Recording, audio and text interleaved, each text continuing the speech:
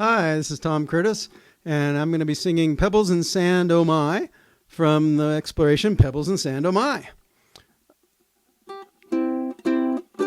This, it goes like this. Pebbles and sand, oh my, oh my.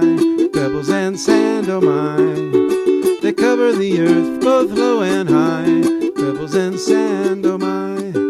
We look at rocks to study the earth, that's geology. Whether they're sharp or whether they're smooth, or sink or float in the sea.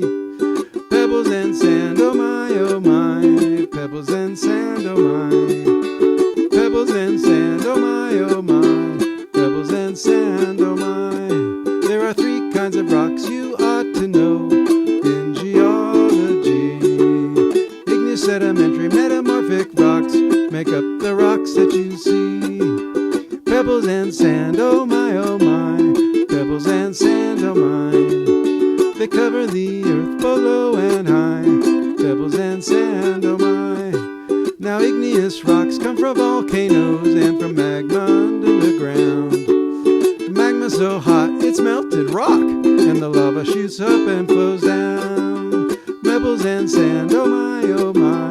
Pebbles and sand, oh my. They cover the earth both low and high. Pebbles and sand, oh my. Sedimentary means it's got many layers of rock from the bottom of a lake or sea. Inside you can find fossilized remains of a T-Rex, a fern, or a tree. Pebbles and sand, oh my, oh my. Pebbles and sand, oh my. They cover the earth both low and high. Pebbles and sand, oh my. Metamorphic rocks are rocks that change from what they used to be. Under pressure and heat they fuse complete to make the new rocks that you see. Pebbles and sand, oh my, oh my. Pebbles and sand, oh my. They cover the earth both low and high. Pebbles and sand, oh my. They cover the earth both